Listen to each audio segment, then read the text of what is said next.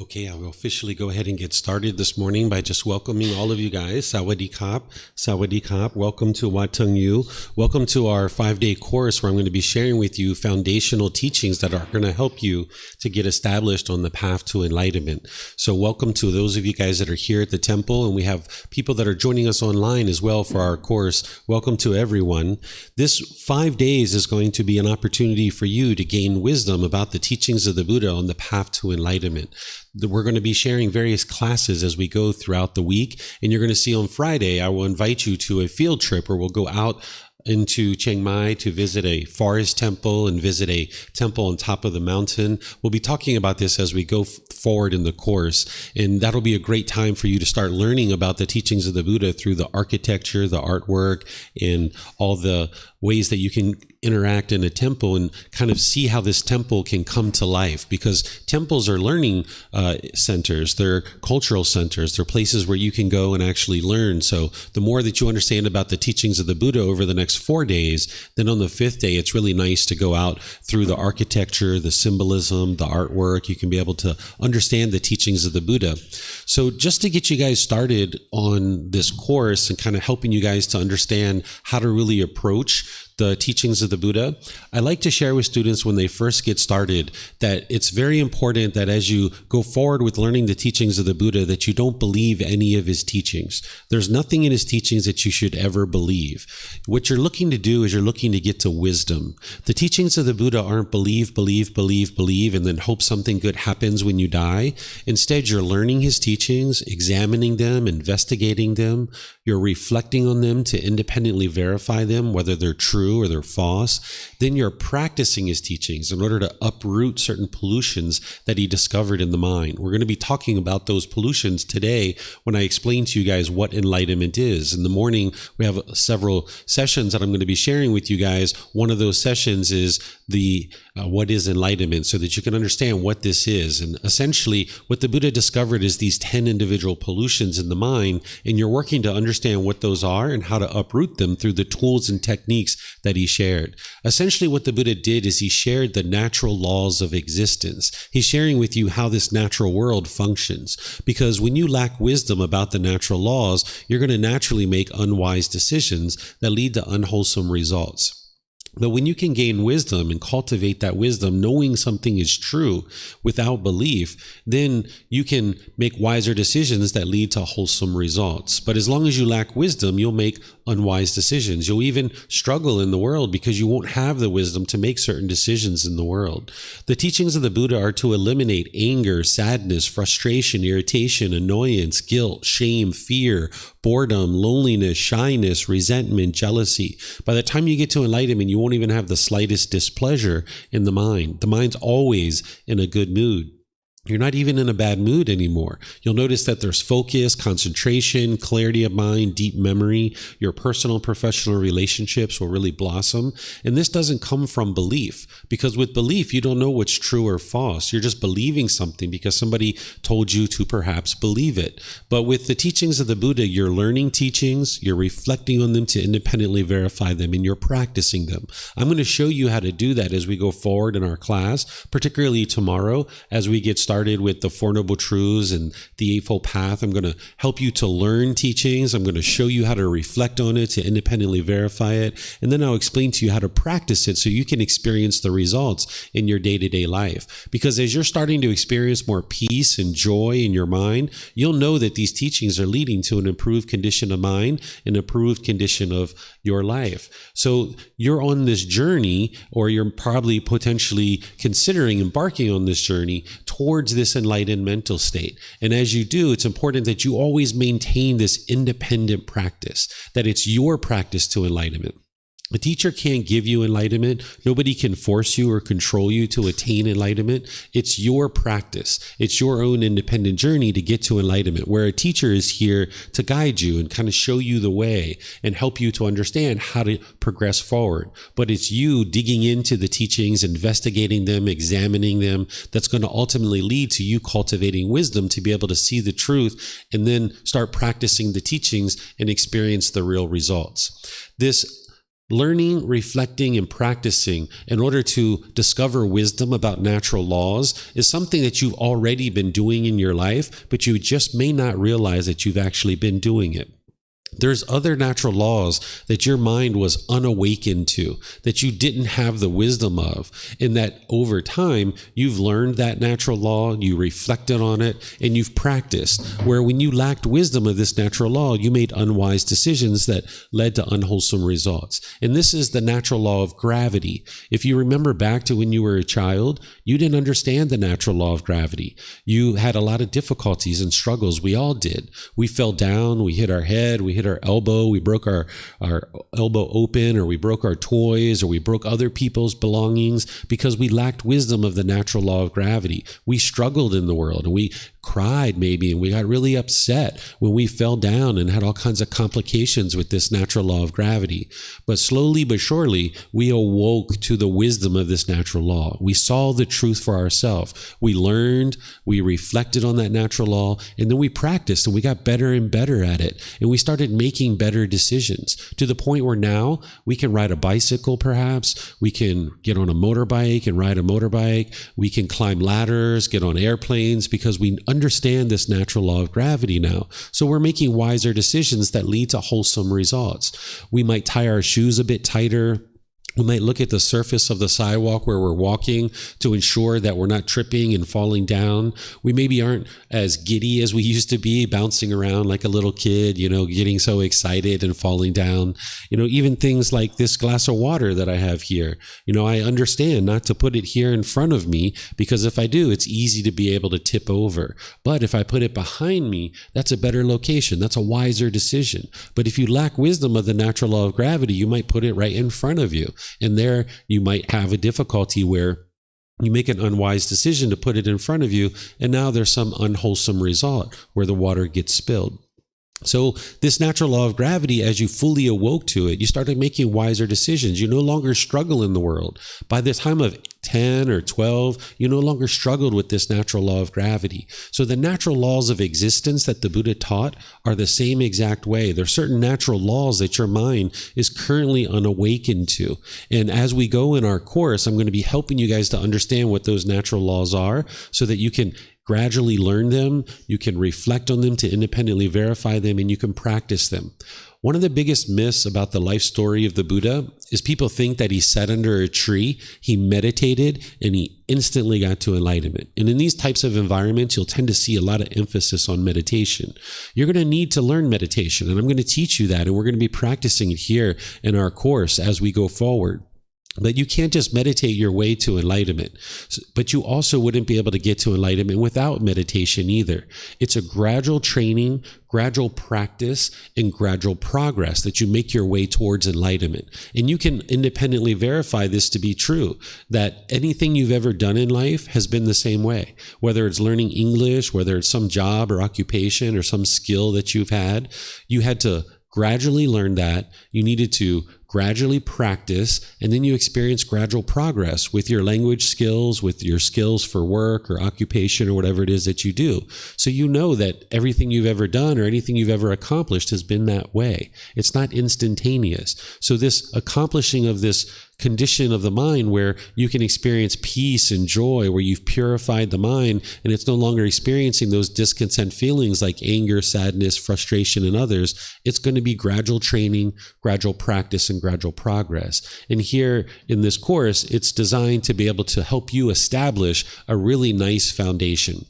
And then from here, there's all kinds of other opportunities for you to take other classes, courses, retreats, learning programs to be able to continue your learning so that you can gradually develop your practice and move the mind closer and closer to enlightenment. And you'll be able to see that this is occurring. If you practice the teachings, you're learning, you're reflecting and practicing, you'll see the condition of your mind improving, because you know in situations where you once got angry or sad or frustrated or annoyed or feeling guilt or shame or fear, you felt lonely or bored at different times, you know those situations where you felt that way. And as you're training your mind in these teachings and you no longer experience those feelings anymore in those same exact situations, you'll know that there's been an improvement to the condition of the mind. And it's these teachings that are going to help you to be able to accomplish that. So I'm going to introduce you guys to the course here and help you guys to understand what we're going to be studying over the next 5 days. But I like to just spend this little 5 or 10 minutes here to just share with you guys to be sure that you understand that it's your journey to enlightenment. It's your independent journey. A teacher is here to help you and guide you, but there's probably 1,000,001 decisions that you're going to need to make along the way in terms of waking up in the morning, taking a shower, coming to classes, consulting with a teacher, reading a book, choosing to meditate, all these different things that you choose to do. That's what's going to lead to your enlightenment. It's not about what other people do. You can get to the point where your mind's completely liberated from these discontent feelings and you're experiencing nothing but peace and joy for the rest of your life. So again, welcome to all of you guys that are here, including those of you guys that are online joining us. For those of you guys that are here at the temple, I'd like to just share some kind of logistical things with you. That there's a bathroom here at the temple at the back of the room, the very last door. There's a restroom. You're welcome to use it at any time. You can just get up and go use it during the class. We do take breaks at different times during the course. You'll see that I work those in where we have really nice long breaks, including an 1.5 hour lunch break as well. But at any point that you would like to use the restroom, feel free to use the restroom. If you'd like some water, we have water that's provided by our students that you're welcome to help yourself to that as well. We even have a couple little snacks over there. There was a children's retreat I taught last week. They left behind some snacks for you guys. So if you'd like to have some of the snacks, you're welcome to do that. So let me share with you guys the course material so that you'll understand about the course material. So this course is titled Foundation in the Path to Enlightenment, Meditation Practitioner Course. It's a 30-hour course because we meet from 9 a.m. to 3 p.m. And I start pretty much at exactly 9 a.m. each day. And if you are coming in a little bit early, you're welcome to do that as well. I usually get here around 8 a.m. each morning.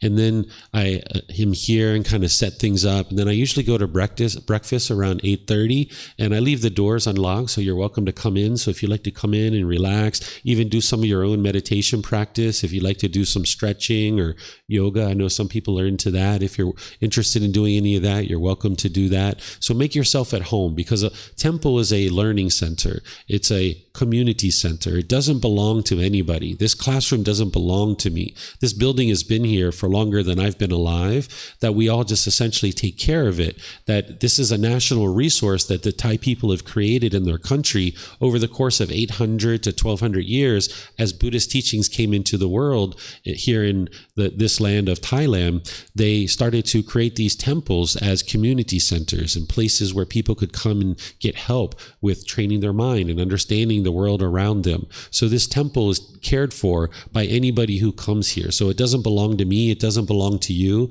but yet it belongs to everybody. And the Thai people have entrusted us with this room to be able to use it to share the teachings of the Buddha. So I encourage you guys, as you go throughout your week, if you'd like to take out the trash, if you'd like to sweep the floor or clean the bathroom or sweep the hallway or anything like that, it's up to you. You're welcome to do those kinds of things. We have supplies in this room here, in this door. There's like a storage room, and sometimes students will just help themselves to cleaning up and caring for the space, because it makes it available for us and it makes it available for other people in the future as well. So we'll be meeting here from 9 a.m. to 3 p.m. and we start class, like I mentioned, pretty much at 9 a.m. and then I tend to finish around 3, sometimes a little bit earlier, sometimes a little bit later. It's not kind of a hard, fast stop, but you'll see that we tend to kind of finish right around 3 p.m. These are the contact information for me. If you need to contact me for any reason, I don't know that you need to do that. If you're here and I'll teach you. And if for some reason you're unable to come, then I understand. No need to contact me and tell me that you're not coming, because I'm just going to start at 9 a.m. each day. But sometimes students might need to contact me for various reasons. So I like to ensure that you guys have our contact information, that you're able to reach me at any point, either by email, by phone or WhatsApp, by line. And then you've got the website there, that there's actually a website form that you can type into as well. One moment. Let me switch over here so the folks online can see the slides that I'm sharing. Okay. So in terms of what our course is structured and the way it's structured is I just kind of start with a little bit of a welcome, and you guys, if you gather early, you get to introduce yourself to each other. I'm sure during breaks and lunch breaks and things like this, you guys will get a chance to meet each other and spend time with each other. That's one of the wonderful things about gathering for a course or a retreat like this, is you get to meet other people that are into really wholesome things. You get to build relationships that can be long lasting and sustaining. So during breaks and lunch breaks and after class and stuff, feel free to interact with each other. I give you lots of time to be able to do that. So feel free to take your time to do that at any point during our course over the next 5 days.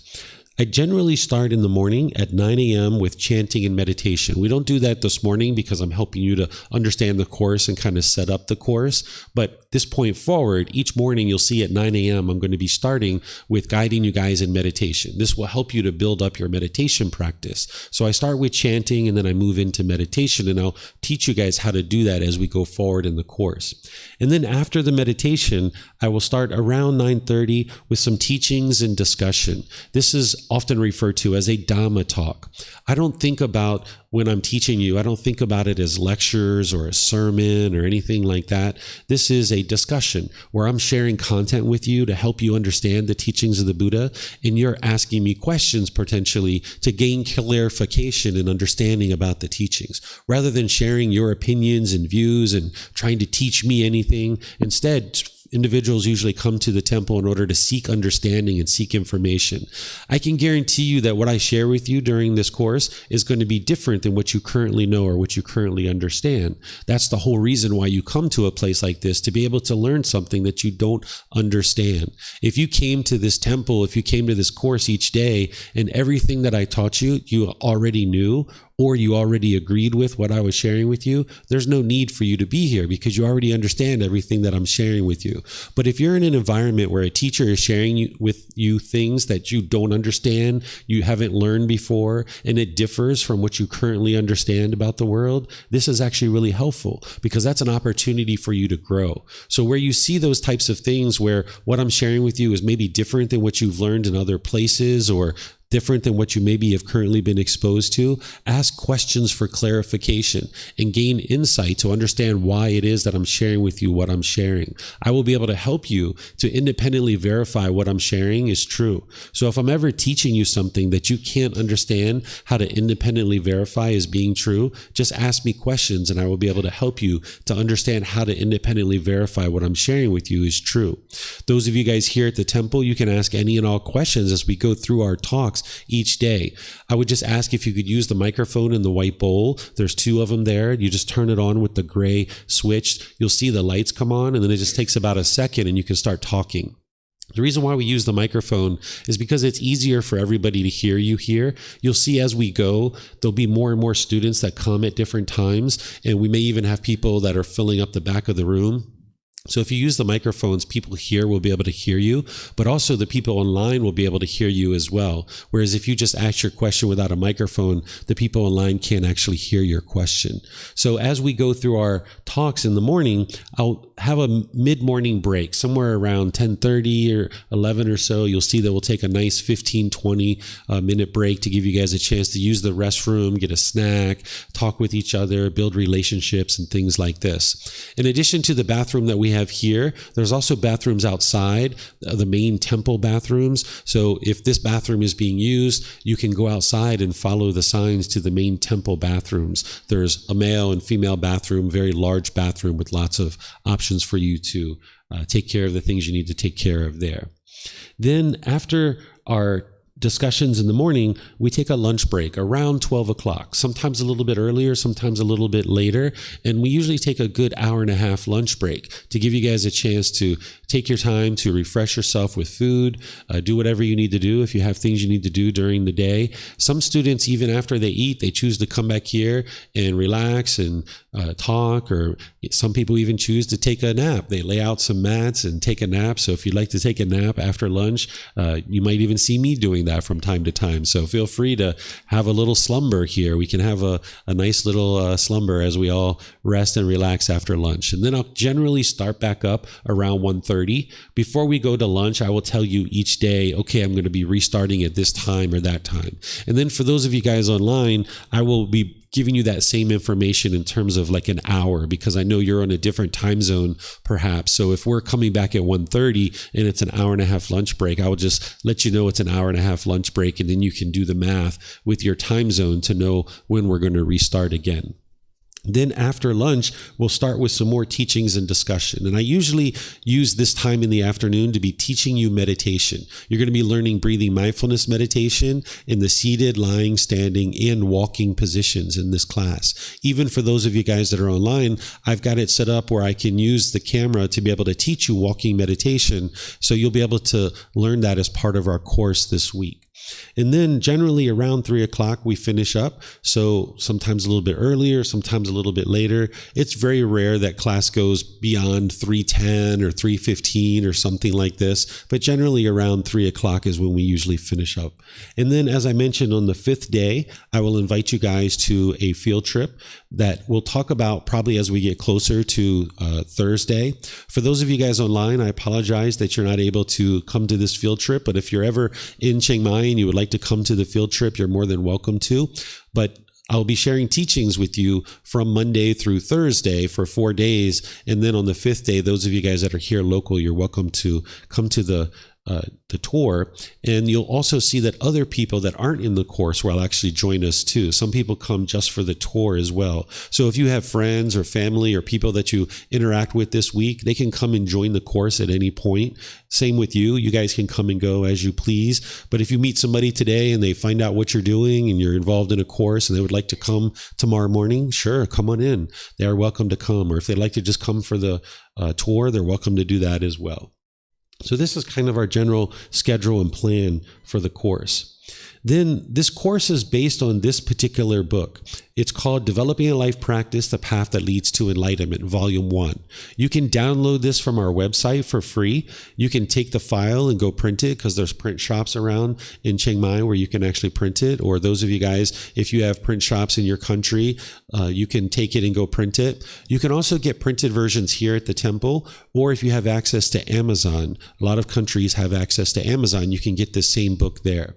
I'm going to be teaching you guys chapters 3, 4, 5, 7, 8, 9, 10, 11, and 19. And before I share each discussion, you're going to see which chapter I'm teaching you. The book goes into certain details that I don't have the ability to necessarily teach in a class, but there are certain things in the class that I can teach that aren't necessarily easy to write about. So the combination between the book and the class will help you to become fully informed about any particular topic that I'm teaching about. So if you would like to access this book, you can get it for free. The printed versions that we have here, we just ask that you reimburse us for the printing cost, and you'll see a list over there of what it costs for us to print the books, and then you can just provide that to us so that we can then buy some more for other people who are going to come after you.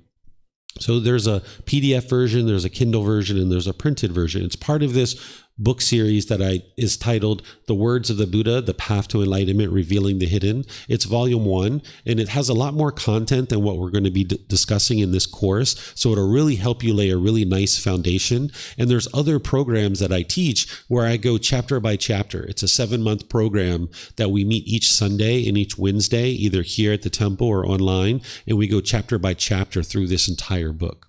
So it'd be helpful to acquire one of those.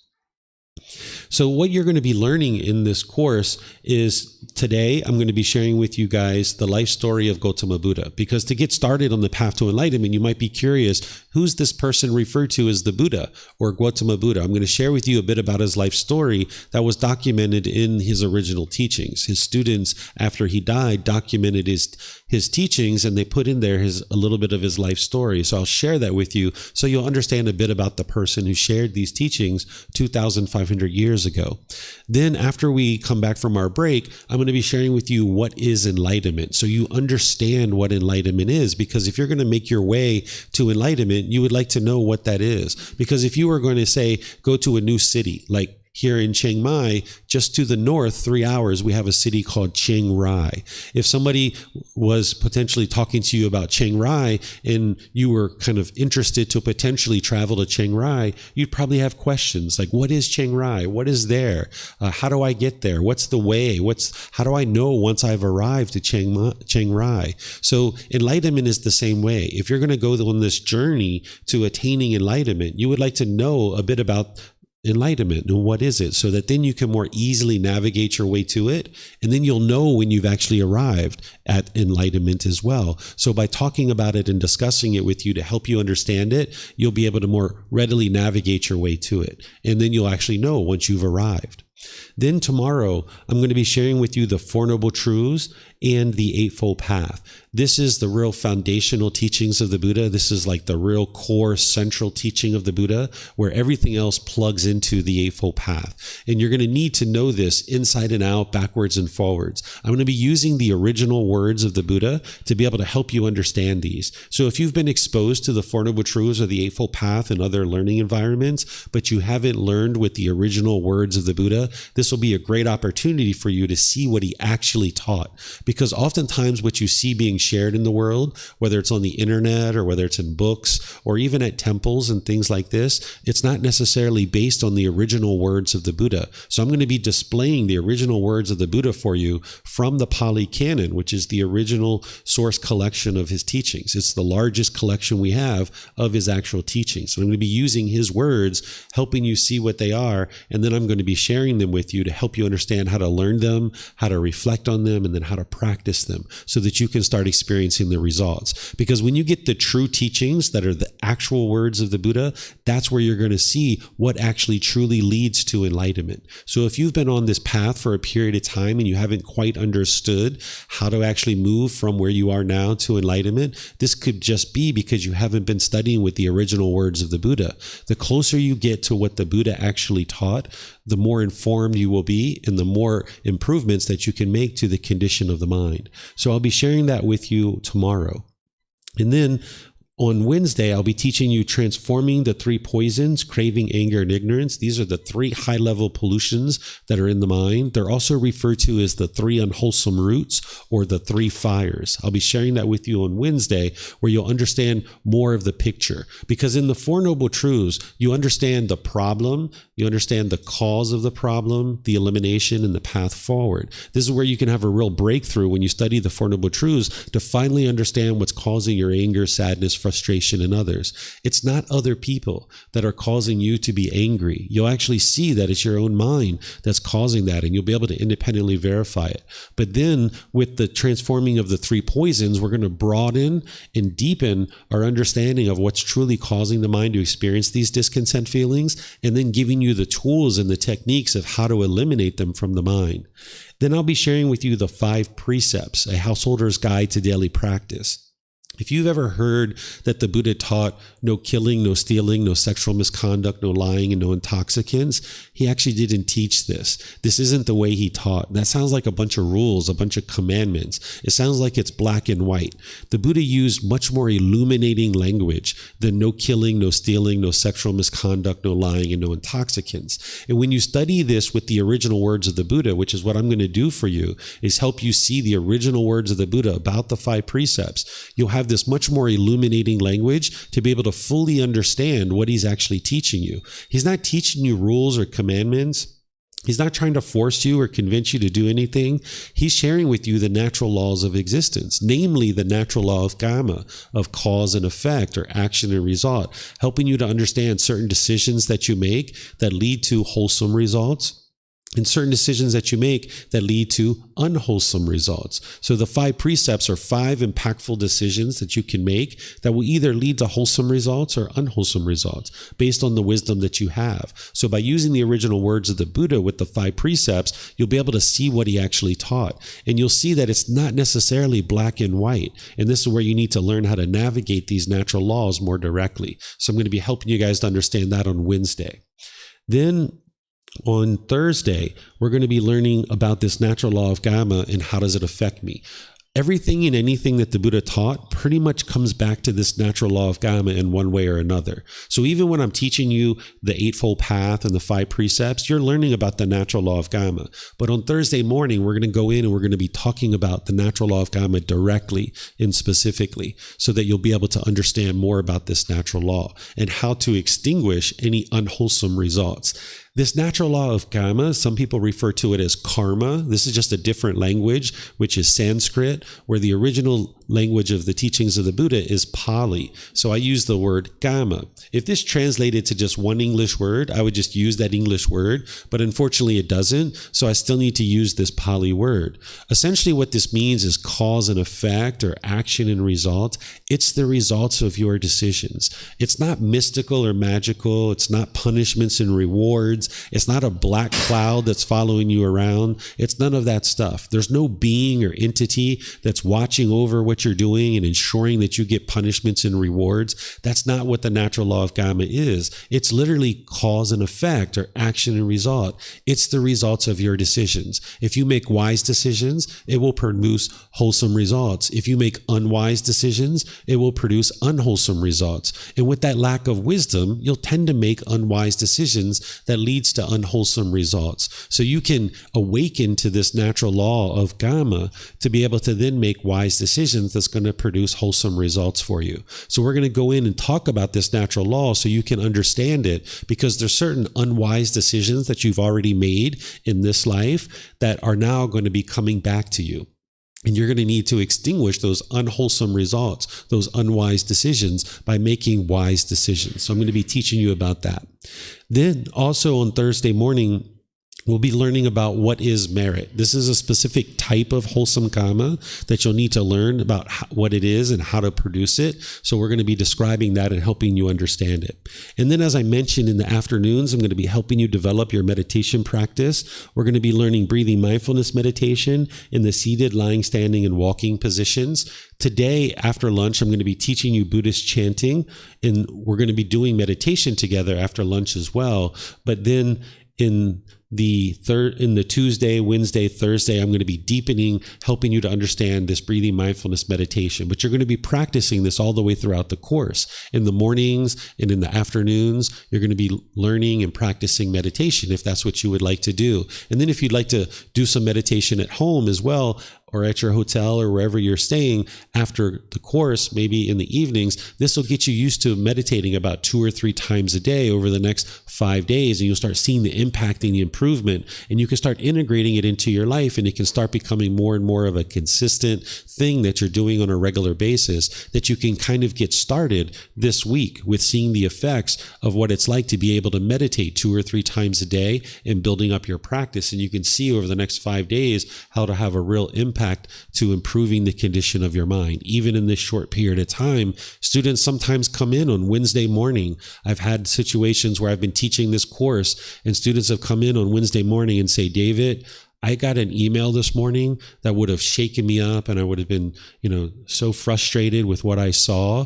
But when I opened that email this morning, I understood based on what you taught on Monday and Tuesday, and I didn't get upset. I was calm. I understood what was happening. And normally I would have gotten so upset when I saw that. But they experience these results in as short as 2 days. Now, everybody's not going to have that same experience, of course, but that is the potential that you can experience, because you'll know in situations where you once experienced frustration or anger or other discontent feelings, and you can gradually see that your mind's no longer experiencing those same feelings in certain situations that you once did experience those feelings.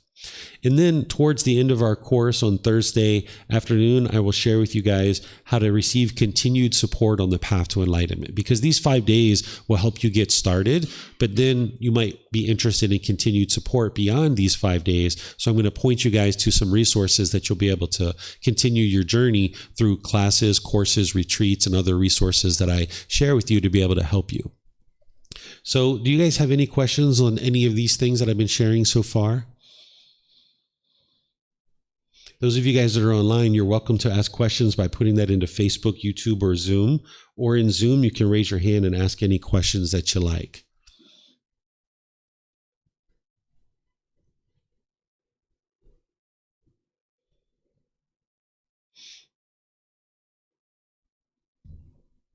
Okay, I'm not seeing any questions yet.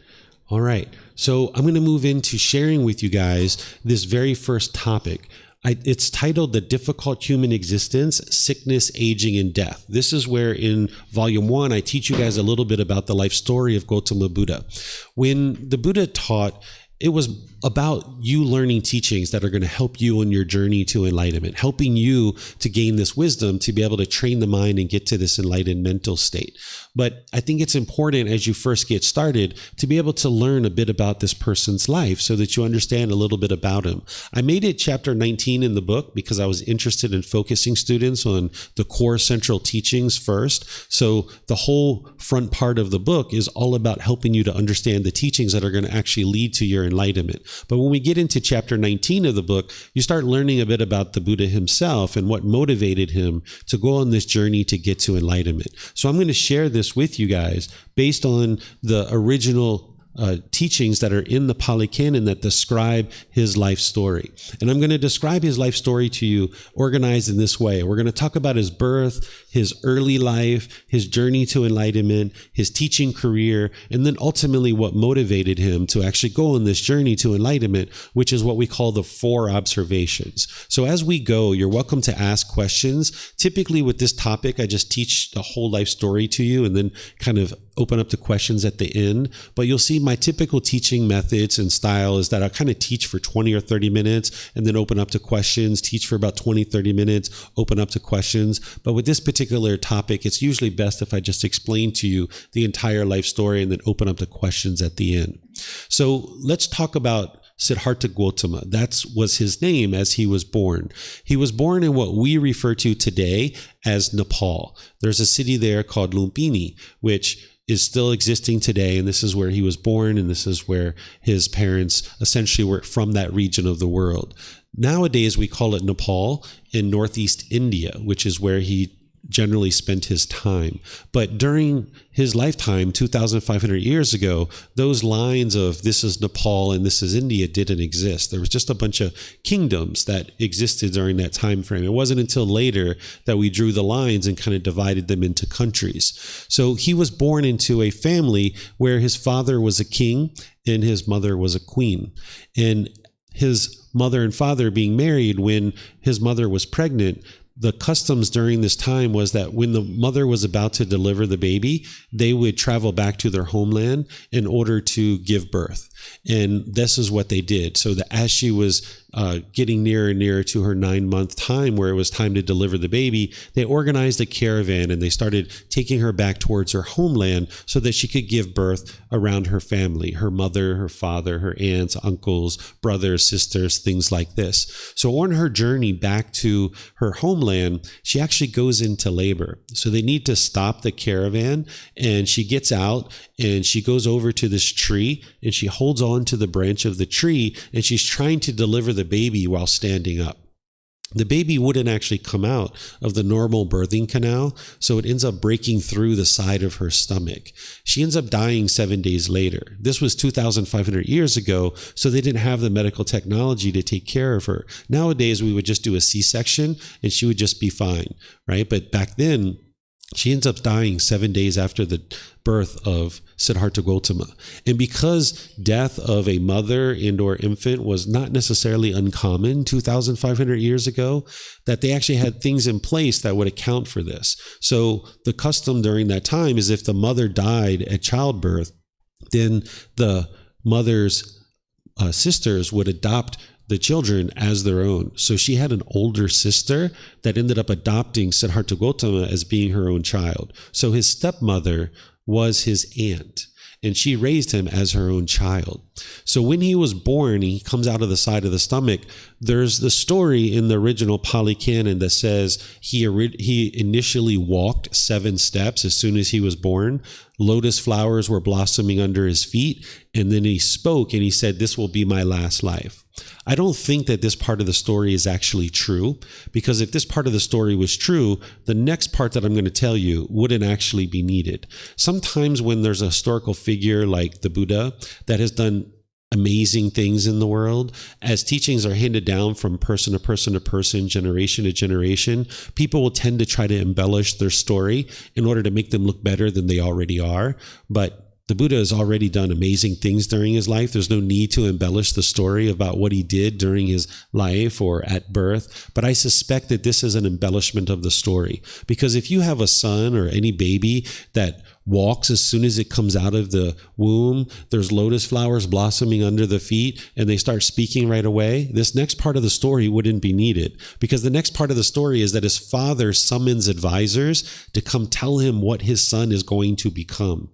Well, if your son or your daughter is walking as soon as they're born and they have lotus flowers blossoming under their feet and they start talking, you pretty much know this is a special child. There's something pretty amazing that's going to happen with this child.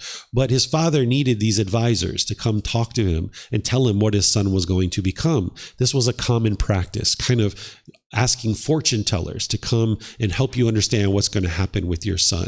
So he summons 108 advisors to come talk to him about what's going to transpire with his son over the course of his life. And 107 of those advisors tell the father, the king, that your son is going to be a great ruler, a great monarch, a great leader. He's going to rule over your kingdom. He's going to expand your territory, and he's going to, be this great ruler, this great king. And of course, his father, that's my boy. Yeah, all right. Yeah, that's what I want, right? Well, there's this one advisor who comes in at the very end, and he apologizes to the king. And he says, "Sir, I'm so sorry to deliver this news to you. Those other advisors were 100% correct.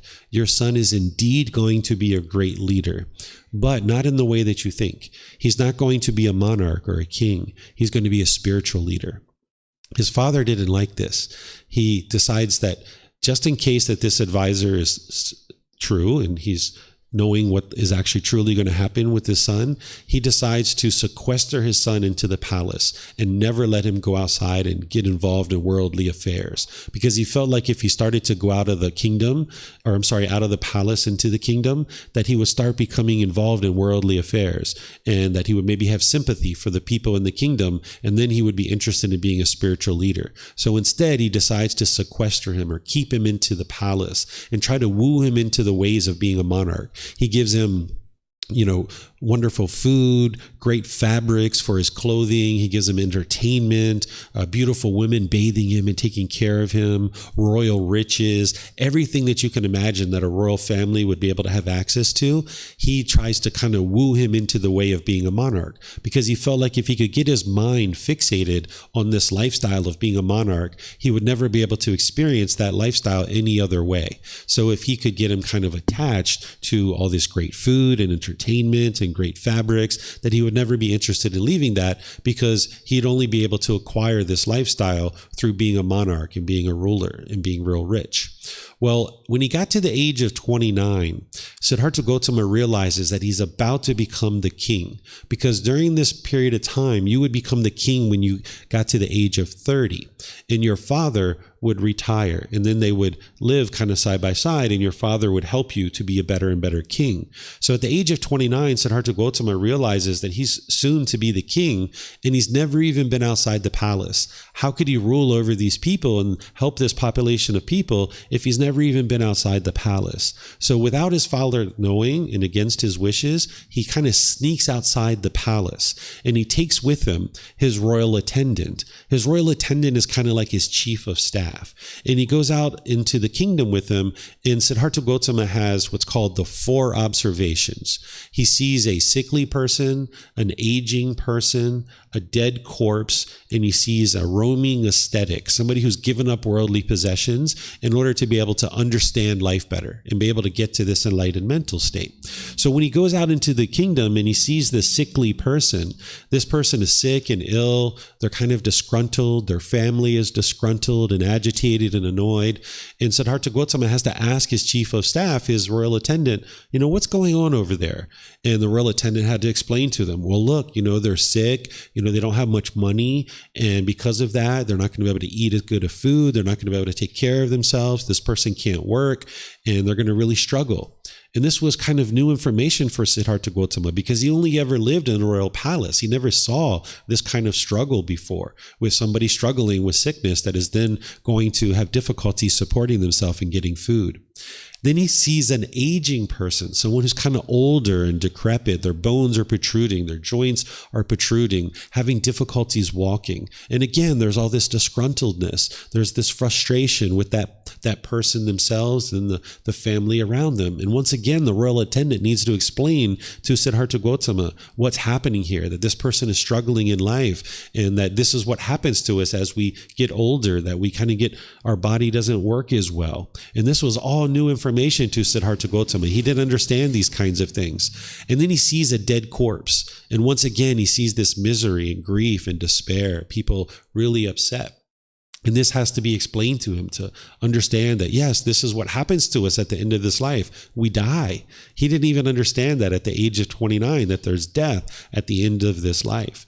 So he starts to understand these first three observations of a sickly person, an aging person, and a dead corpse. And he starts to equate being in the kingdom to this suffering or this discontentedness, this struggles and difficulties in the world. And then he sees this fourth observation, which is an ascetic, someone who's given up their worldly possessions in order to seek a better understanding of life. And he sees them meditating. And he has to ask his royal attendant, what's that? What's going on over there? And he's like, oh, that person, they're trying to figure out all this other stuff. They're trying to figure out why we get sick, why we age, why we die, why we're so discontent, why we're so angry and frustrated. That's what they're trying to figure out so that they can then help everyone else to be able to accomplish that. So Siddhartha Gautama decides that's what he's interested in doing, that he's not interested in ruling over the kingdom. This population of people that he sees in the kingdom, he sees nothing but misery and despair. This life that he's living in the palace is this great, wonderful life with great fabrics and food, entertainment, all these different things that his father has provided him. But he sees a very different life out in the kingdom. One that really takes him by surprise. So he decides that he's not interested in ruling over this misery and despair, but instead he would like to figure out why people are so discontent during this period of time of sickness, aging, and death, so he can help them escape that. So he decides he's going to leave the royal palace. At this time, he has a wife and he has a young baby, an infant, and they're actually at the palace and they're sleeping because it's almost nighttime and they're sleeping. And he kind of goes back to the royal palace with his royal attendant. He doesn't understand what we call craving, desire, attachment yet, but he understood enough that if he woke up his wife and he said goodbye and he kind of hugged his son goodbye and said goodbye, that maybe he wouldn't leave. So he didn't even wake them up. He just kind of looked in on them and kind of left. And when he left from the royal palace, he took with him his favorite horse. He took his royal attendant with him and he leaves out of the royal palace. And eventually as he leaves, he gets to a point where he turns his horse loose and he lets his royal attendant know that he can leave, and he ends up cutting off his hair.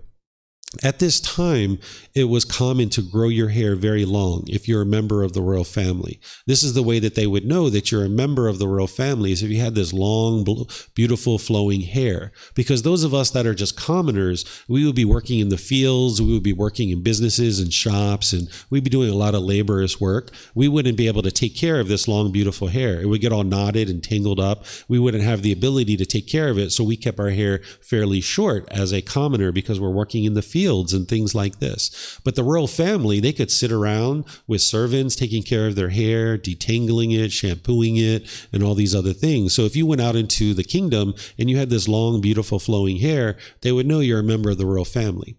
Nowadays, we just take pictures and we hang the picture of the king and the queen and everyone else all around the kingdom, and people know who the king and the queen are, right? We see them on the news, we see them in videos, we see them in pictures and photos around the kingdom.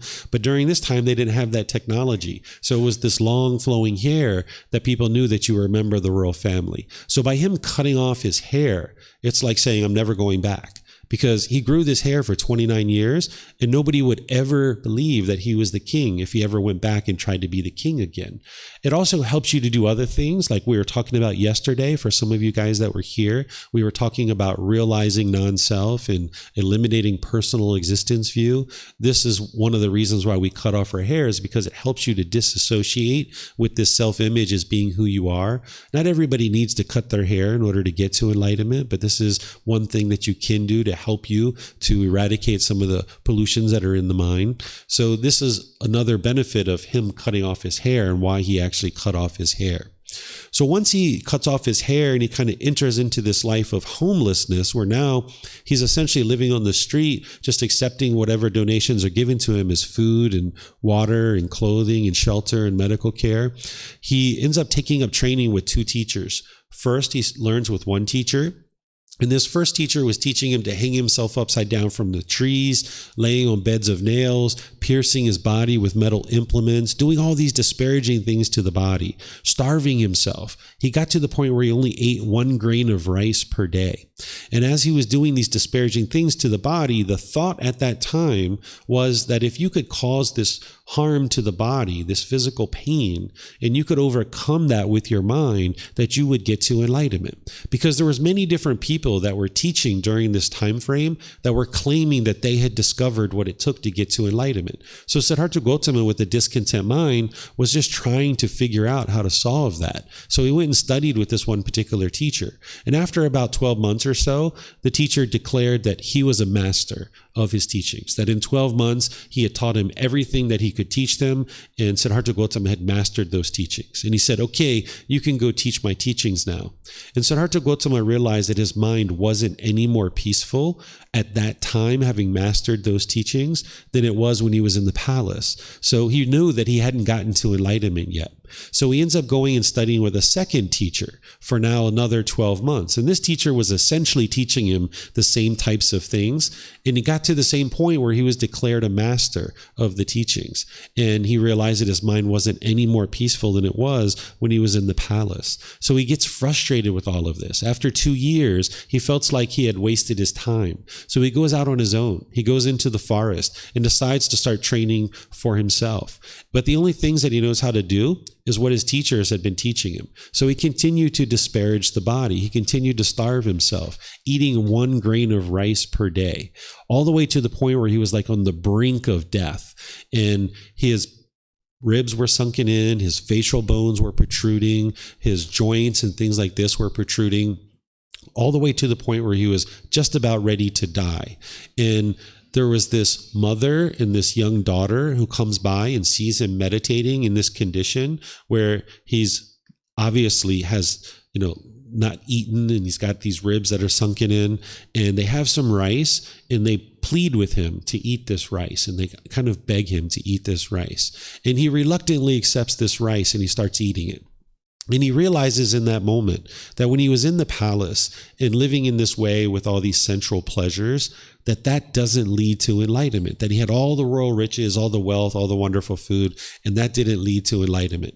And he realized when he left the palace, he started disparaging the body, and he was doing all these disparaging things by eating just 1 grain of rice per day. And he said that doesn't lead to enlightenment either. And he realized that he was on two opposite sides of the spectrum. So he starts coming to what's called the middle way. And this is where he starts having these realizations where he can practice this middle way. And he starts eating in moderation from that point forward. He starts eating 1 meal per day. You don't need to eat just 1 meal a day in order to get to enlightenment, but you'll need to learn how to eat in moderation where you're not burdening the body with an extensive amount of food. And you're also not eating out of emotion. So he starts learning this middle way. He starts discovering these teachings on his own about how to train the mind and bring it to the middle. And then over the next 4 years, he ultimately gets to enlightenment. And he knows that he's gotten to enlightenment because his mind is peaceful, calm, serene, and content with joy. He no longer experiences any discontent feelings. So he knows that he has discovered what it took to get to enlightenment. And he did it by himself, which means he's a Buddha. or about to become a Buddha. Once a Buddha awakens to enlightenment, they've done that through their own independent journey. You can get to enlightenment, but you're going to need help. You're going to need guidance. You're going to need teachers to help you. One of the criteria that makes a Buddha is that they get to enlightenment by themselves without the help of any teachers or any guides. And that's what he ends up doing. He gets to enlightenment by himself. And there's other criteria too, which I'm going to share with you here in a moment. So he gets to enlightenment by himself after this 4-year period, which is really a 6-year period. So after 6 years, at the age of 35, he's now enlightened. But he realizes what he has discovered that leads to enlightenment is vastly different than what anybody else is teaching at the time. They're teaching to disparage the body and cause this harm to the body through hanging yourself upside down from trees, laying on beds of nails, starving the body, piercing the body with metal implements. So he wasn't quite sure if the world was ready for his teachings. So he goes to this tree and he hangs out at this tree for about 7 weeks. And this tree is where people attribute him attaining enlightenment at this tree. But in reality, he attains enlightenment over a 6-year journey. And he really talks about attaining enlightenment over his multiple lifetimes. But it's really this 6-year journey where he ultimately makes his final efforts to get to enlightenment. But he hangs out at this tree for 7 weeks, contemplating whether or not he should share his teachings with others, because he wasn't sure that the world was ready to hear what he had to say. Well, after 7 weeks of considering whether or not he should share his teachings or not, he decides that he's ultimately going to share his teachings. And he starts going back to the area where he was originally learning with those first 2 teachers, and he encounters 4 of his previous classmates and 1 of his previous teachers. These 5 individuals become his first 5 students. But when they first see him and they see him walking towards him, they don't think that he's actually enlightened. They don't realize that he's become a Buddha because they see him with meat on his bones. To them, in order to get to enlightenment, you need to be starving yourself. So they weren't eating. They had just bones and skin essentially. And they see him coming towards him with all this meat on his bones. And they thought he had given up on getting to enlightenment and gone back to the palace. So they start mocking him. They start joking him. They start talking bad about him. And by the time you get to enlightenment, if somebody's doing that, you're not going to be affected by it. Your mind's not going to be angry or frustrated because somebody's talking negatively about you. So the Buddha's mind wasn't shaken up by this mocking and this joking and what they were saying. So he just walks over towards them and he sits down, and then he takes his hand and he touches the earth. This is the one and only miracle that he performed during his life, where when he touches the earth, he caused animals to come to where he's at. So once he touches the earth, there's deer, birds, squirrels, rabbits, all these different animals that come to where he's at. And these 5 people see that he's just done that, and they sit down and they're like, okay, we're going to listen to this guy. It looks like something pretty significant just happened. Let's listen to him and see what he has to say.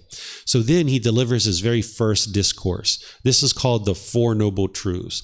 In 4 simple statements, he explains the problem in the mind. He explains the cause of the problem, the elimination of that problem, and then the path forward of actually how to eliminate the problem 100%.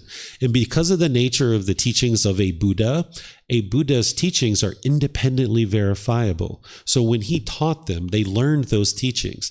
Then they could reflect on them there as he was describing them. And then they could practice them and be able to see the truth for themselves. So they could see that he had discovered indeed what it took to get to enlightenment, because he could explain to them in 4 simple statements what the problem was in their mind, the cause of that problem, how to eliminate it, and then the entire path forward. So they could see from that moment that yes, he had attained enlightenment based on being able to independently verify his teachings. And then from that point forward, he continues to teach and teach and teach, and more people come to be around him, and countless people get to enlightenment during his lifetime. One of the ways that people would sometimes come in contact with him is that there would be various teachers that were claiming that it was their teachings that led to enlightenment, and they would have various students that were learning from them.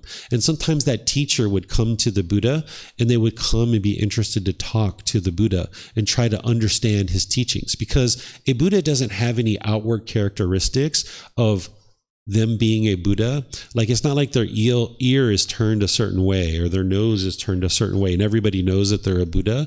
So there's not any kind of outward characteristic that would identify him as a Buddha. So not everybody knew that he was actually a Buddha during his lifetime. There were some people that didn't know he was a Buddha. A Buddha doesn't go around performing a bunch of miracles to try to convince people that they are a Buddha so that people would learn with them. Because their teachings are independently verifiable, they will just share their teachings into the world, and then whoever's interested in learning those and taking the effort to independently verify them, they will then be able to learn them. So these teachers would sometimes come around who we know was the Buddha, but they didn't necessarily know that he was a Buddha. And they would start talking about his teachings. And in some cases, this other teacher, with all the students around, the Buddhist students and their students, this teacher would get so angry and frustrated and agitated that they would get up and kind of storm out of the meeting, storm out of the conversation. And people knew, like, oh my goodness, they're not enlightened. Look how angry they are. Look how frustrated they are. And sometimes that person's students would then become students of the Buddha.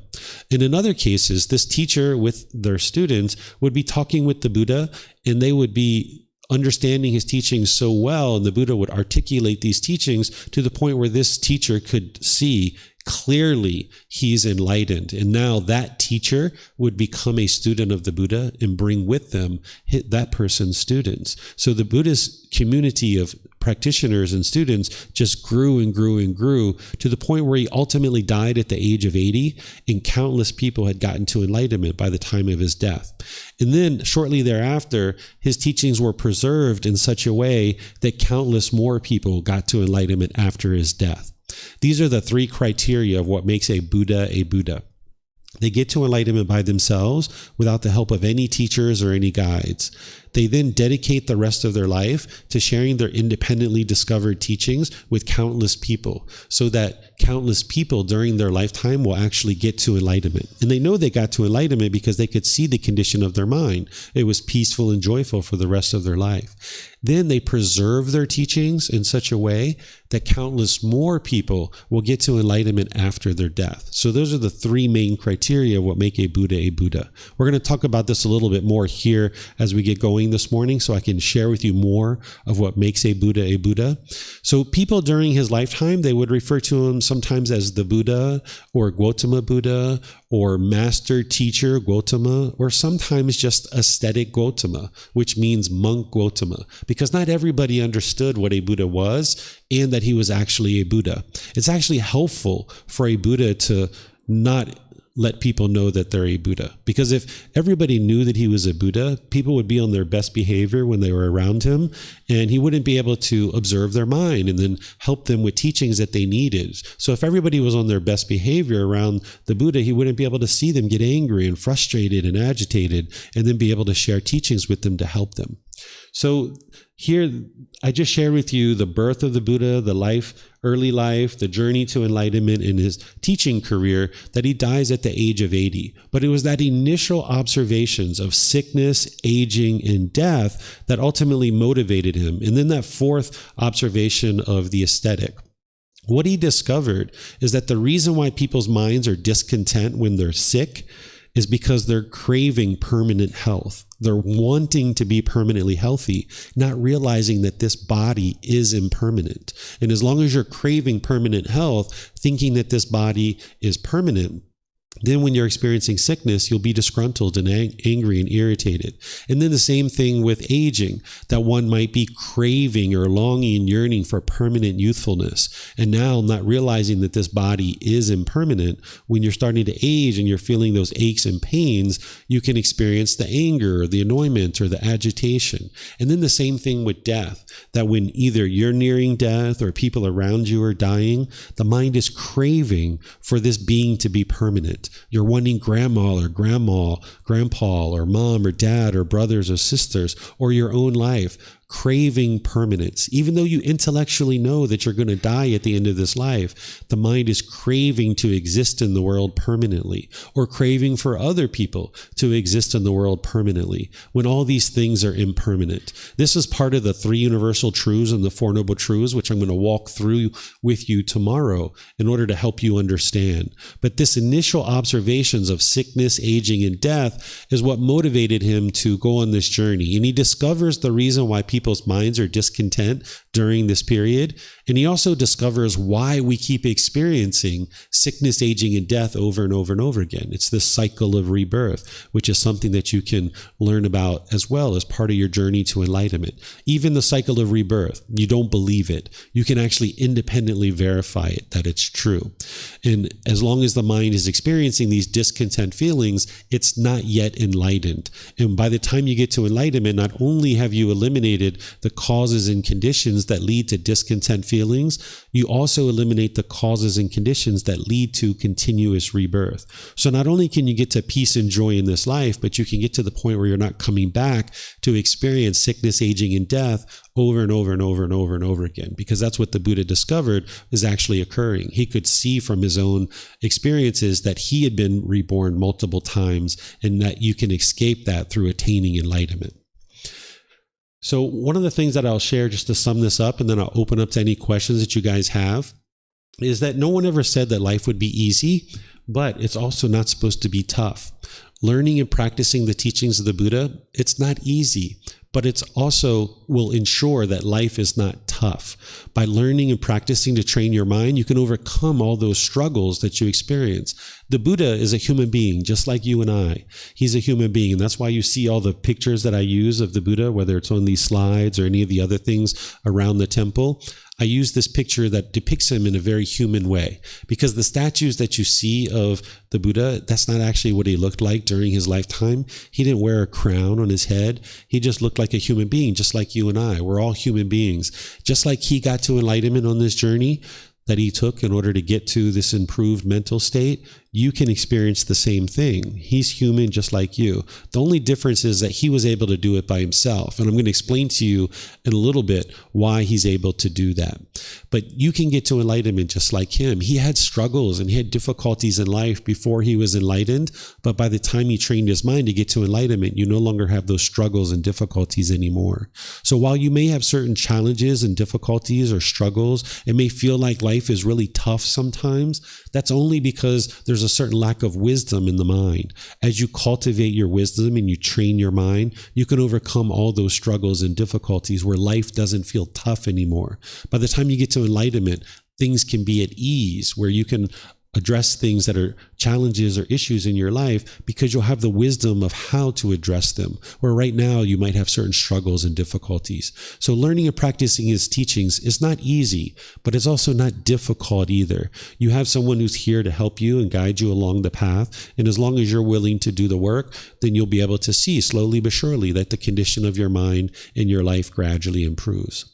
So let me see if you guys have any questions about the life story of the Buddha. Remember, if you ask questions, if you could use the microphones there, that way the people online will be able to hear you. We'll be able to hear you here at the temple. And for those of you guys online, if you could put your questions into Facebook, YouTube, or Zoom, or raise your hand in Zoom, that'd be wonderful. So do you guys have any questions?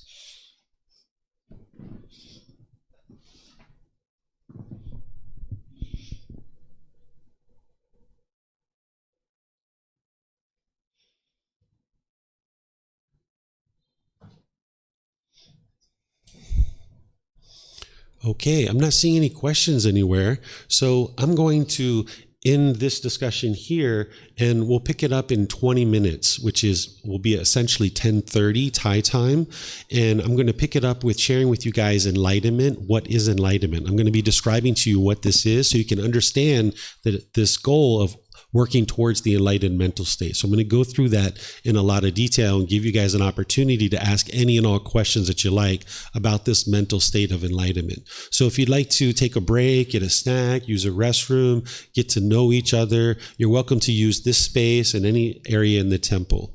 So again, thank you guys for joining. It's nice to see all of you guys here. It's a great way to start a new year, learning the teachings of the Buddha and helping you guys to improve the condition of your mind through training the mind. So it's going to be a great week together. And as you guys have questions, feel free to come and let me know and ask them in classes as well. So we'll see you guys at break, which will be 10:30 is when I'll restart. So thank you all so much. We'll see you guys after the break. Sawadee kap, sawadee kap.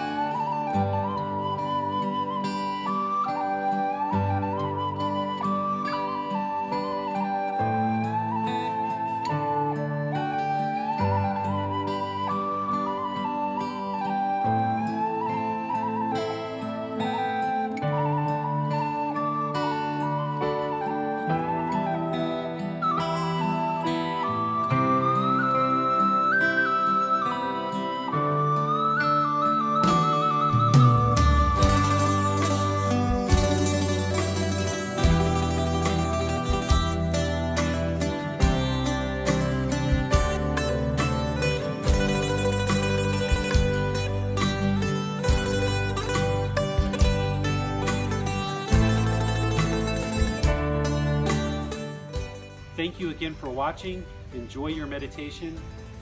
Look forward to seeing you online and answering any questions that you might have. Thank you so much.